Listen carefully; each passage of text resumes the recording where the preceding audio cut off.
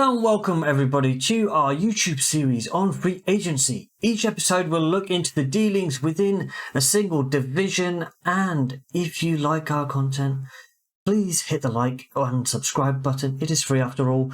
And without further ado, we are going to head into the division of question. The AFC North. They have made some changes, haven't they? And we are going to start with the Pittsburgh Steelers. How could we not? Yep. So they signed a 1-year deal with Russell Wilson to the league minimum because another team just happens to be paying for the contract. Yep. And then they acquired Justin Fields in a trade for a packet of peanuts, aka a conditional day 3 pick. Right? That's crazy. And then they signed Patrick Queen from the divisional rivals in a 3-year, $41 million deal. The villain. And then they acquire Dante Jackson in a trade, sending Deontay Johnson in the other direction, and then signing Deshaun Elliott, Miles Killebrew. I think the Steelers have done some good business here. Yeah, no, they've done some good business. Have. Well, take it away. Russell Wilson. I think Russell Wilson. Let's get the run. Yeah, so with Russ, obviously, good acquisition. He's there for 1 year, if at that. The whole point of this is you start with Russ, and the moment he starts playing bad, which I think deep down inside they're kind of expecting that to happen, then they can move over to Fields. Fields is their plan, and I think it's a good landing spot for him. It is like a culture shift, and it's a new offense, but I think this is the type of team that won't necessarily need him to play well, but I think they're going to let Fields be Fields. And I think Mike Tomlin specifically, even though he's a defensive-minded coach, appreciates Justin Fields and knows what he can do. One thing I'll say is that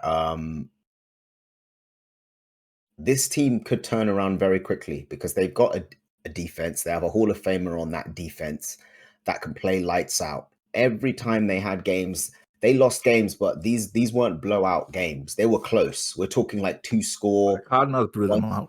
Cardinals blew them out. Yeah, you're going to have those odd exceptions, but it still was a close game. So that means that they can turn it around. They don't need Russell Wilson to play any late game heroics.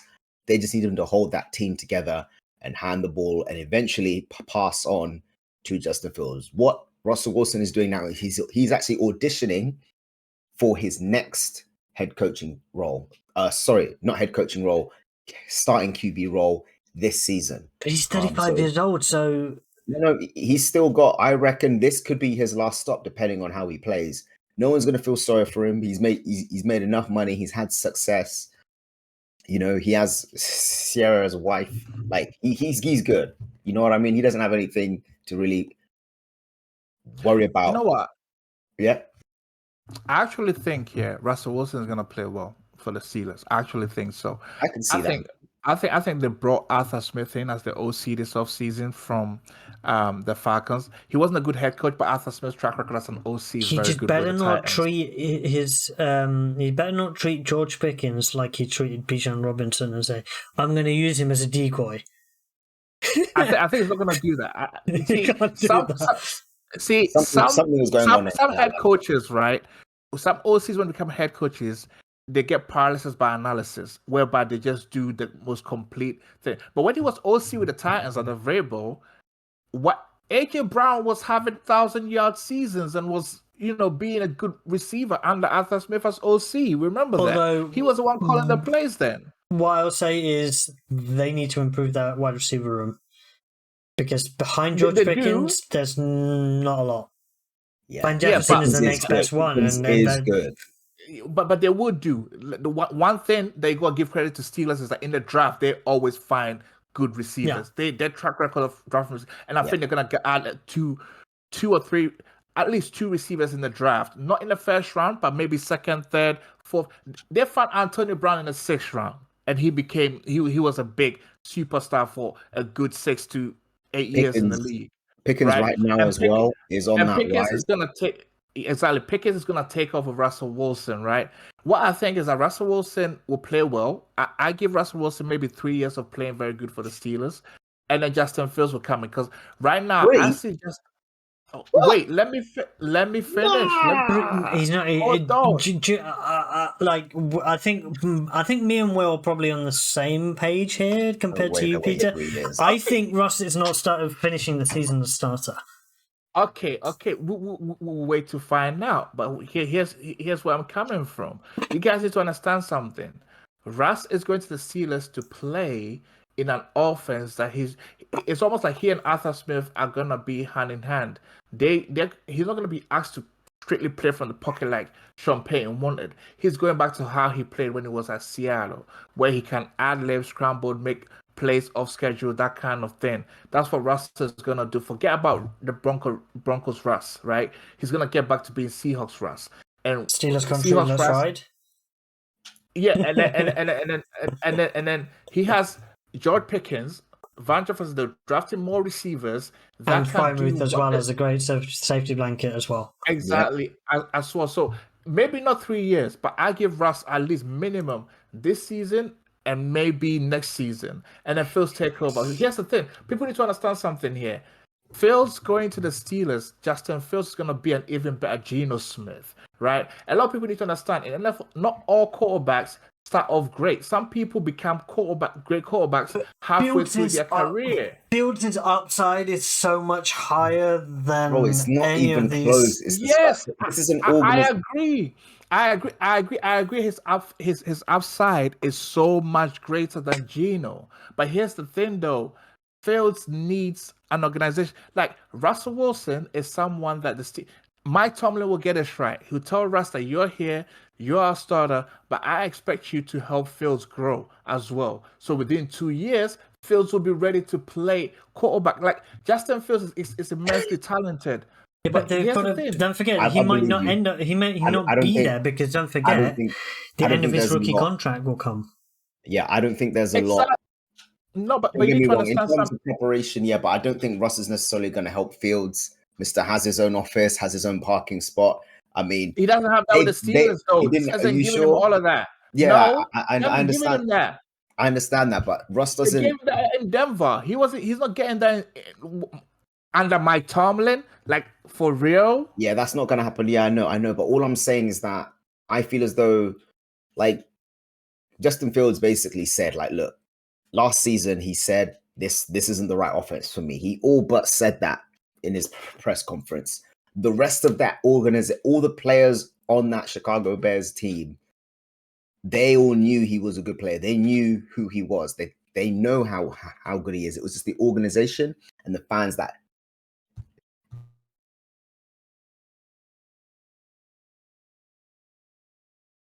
and all that kind of stuff, right? But despite the system, right, as a quarterback, minimum required is like, okay, so hold on, just quickly, let me just pull up his stats, right? As talented as he is, right, and no questions, right, he does need to improve in the passing game, regardless of what system you played under. That is something that he's got to do. And he has the talent to do it. Here's what I'm saying: when you play 15, he played 15 games in 2022, right? 2,242 yards. Played 13 games in just this past season. 2,562 yards. With 13 games and 15 games, I expect to at least hit 3,000 yards passing. At least. Like we've seen quarterbacks that's not talented like Justin Fields, like Gardner Minshew, be able to put up a 3,000 yard season. That should be kind of like minimum requirements these days. Even there was something very weird. There was something very weird going on in Chicago. There, we know that for sure, right? We know that for sure. Yeah. Yeah, let's move on to the favourites in the AFC North. The Baltimore Ravens have acquired the king. Yep. So now defences are going to have to figure out whether it's King Henry running or Lamar. Yeah, this is like Hey, Max they're ain't about to helping rush for them. 3,000 yards, bro. They're Yeah, about to break the easily. single season rushing record. Easily. They're about to do that. You have no idea how, as a defender, dealing with two different styles of running is a pain in the ass because you've got to psychologically set yourself up. Lamar Jackson's not going to try run through you. He's going to step, he's going to juke you out. And then that's what you've conditioned yourself for. And then you've got a power run. You can't try.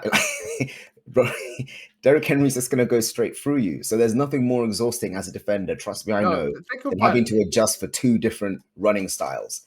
With Derrick Henry, he's going to come to you. You know that's going to happen. You get pounded, no pun intended, right? They pound the rock, power rush you in the first quarter, in the first half, first and second quarter of Derrick Henry. And then they finesse you and they start throwing the ball. Exactly, and you're tired because you've taken a beating, right? And then the second half, they throw the ball with Lamar juking you. Like when you're tired, you ain't even gonna be able to run that fast. It's like you're not gonna be able to run that fast. You're sore, and then they switch back to Derrick Henry to close out the game, and you're there like, man, also, I can't. Defensively, they made the biggest move. The re-signing, the one re-signing is the re-signing Justin Madubuike is one of the most important decisions that they've managed to make. Absolutely. To me, is the best re-signing of all the teams across the NFL this offseason, because Justin Madubuike was, for me, in my rankings, was the number one free agent defensive lineman on the market. And bringing him back is a huge boost for their defense. And finding a way to re-sign him, they gave him a huge deal. He is well deserved, and that is key. And that's why they still remain the favorites for dethroning KC.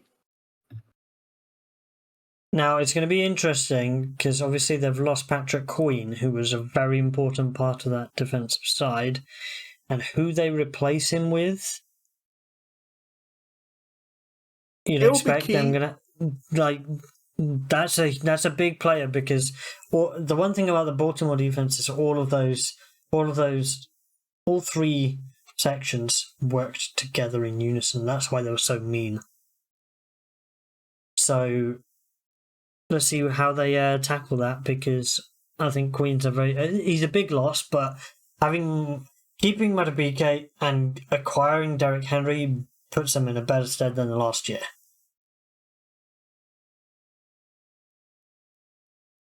I agree. All right, let's move on to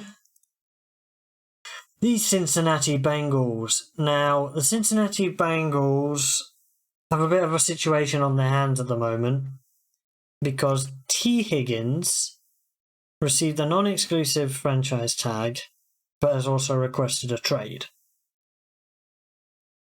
Now, he wants out. Now, if he goes, they've got to get good value for him because they're not, and because teams know he wants to go. They're at a disadvantage from a wide receiver, but they're at a disadvantage from a wide receiver's perspective, right? Because he's effectively a 1B, and I need to pause. So he's a 1B, T. Higgins, and if he doesn't continue on with the team, then they've got a big hole to fill. Massive hole. And you don't know whether they're going to be able to fill it to the same level of caliber. Adding Zach Moss, a player who I believe has proven himself, particularly when Jonathan Taylor got injured. He's proven himself to be able to carry the load.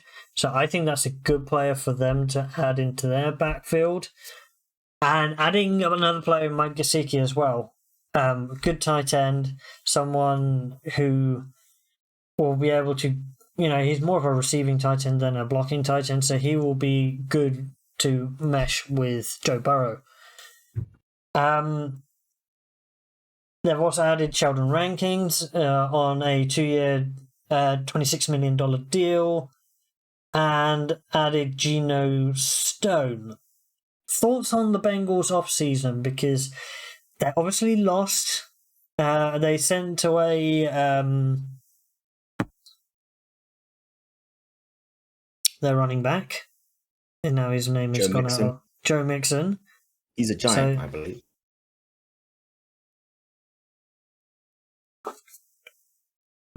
Makes sense with the Houston. I think did they cut him? I think they cut him. And they cut him. Yeah, they got rid of him effectively for because the cap casualty. That's a loss there. Zach Moss is good, but he and Joe Mixon. Mixon is a much better running back and can provide receiving value as well. But Zach Moss is good, but Mixon is much better, I would say. I don't think he's as much better as people think he is, because Zach Moss showed so much promise when Jonathan Taylor was out. He was almost to the same level of production. Mixon's not as good as Jonathan Taylor. Yeah, but Mixon fits like the Bengals offense. Yeah, Mixon is like steady. Like he's not amazingly up, but he's not gonna go down. He's not gonna go. He's not gonna wow you too much, but then he's not gonna like under deliver. Mixon was consistent. He's a consistent runner, and I think for them the case is a matter of money. Like, and they don't feel like they'll be able to pay T. Higgins long term along with Jamar, because the move is to pay Jamar the big money, because he's a clear one. Mixon is like, Higgins is like 1A. So I think that's what they're trying to work through. I've heard through the rumor circles that the Patriots might offer a second during the draft for Higgins, maybe. So that's a team that needs a wide receiver piece, right? So that could be a move there. Signing Trent Brown from the Patriots is a good move for them in terms of their tackle spots. So they've got two huge players playing tackle, both at left tackle and right tackle. So that solidified their tackle spots for them. But obviously they lost Jonah Williams to your yeah. But so I would say it's an okay class. It's not.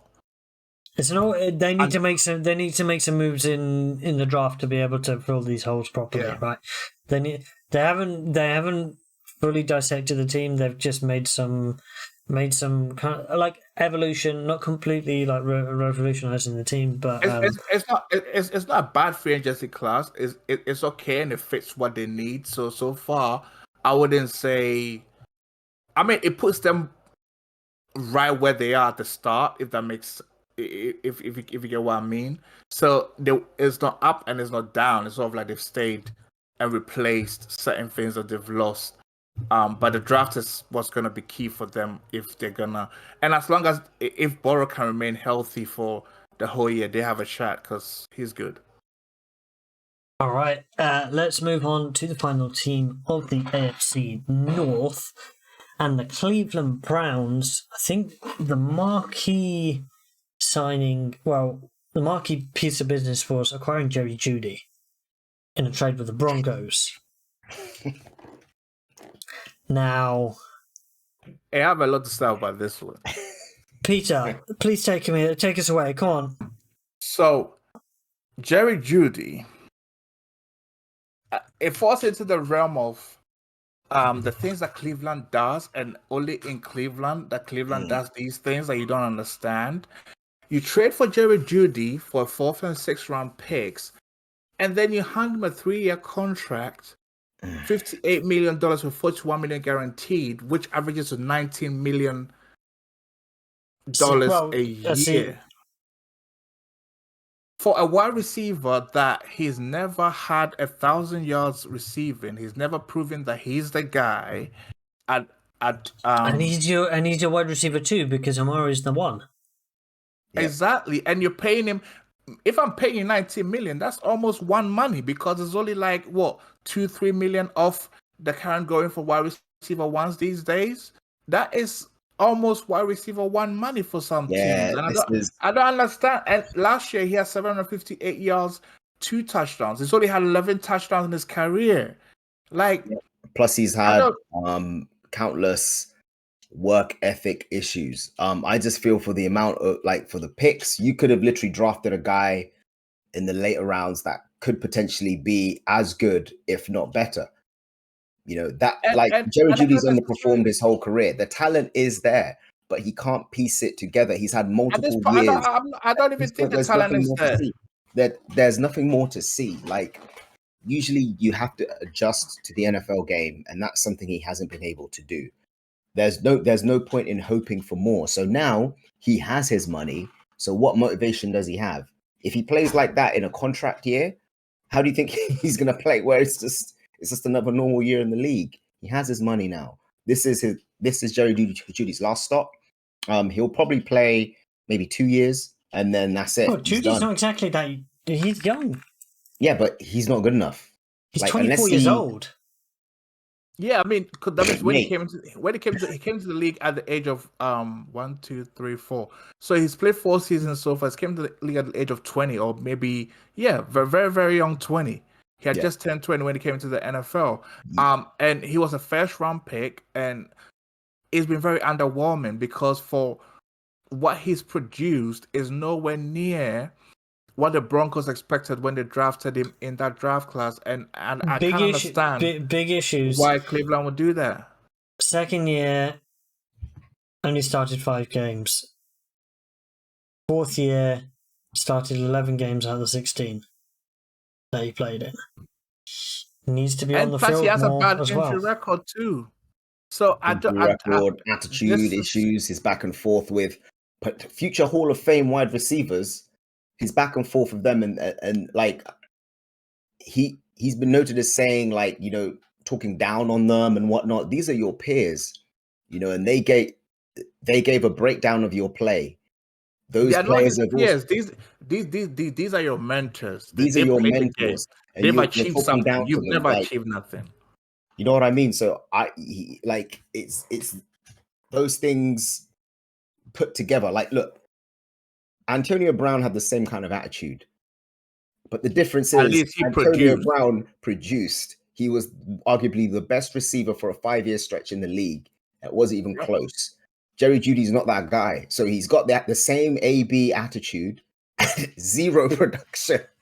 So it's kind of like, I just don't see where he's going with this. Like, they'll tolerate you as long as the production is there. There's no production, so they're not going to tolerate this stuff. So hopefully he changes as like a player and a person, and then maybe he can try and salvage his career. But yeah, I don't know. But man. the thing is, they also they added some players in the running back room. So they added Dante Foreman, Naheem Hines. So I think pairing that. Yeah, Foreman to add to Nick Chubb is a good thing because that'll lessen the load on Chubb, especially coming back off the injury. Yep. They re-signed Zadarius Smith to a 2-year, $23.5 million contract. They added 2 quarterbacks in Tyler Huntley and Jameis Winston. Lord knows who is going to be starting day one, because I think Deshaun will start, but Jameis will finish the year and might actually play one this offense to surprise us all.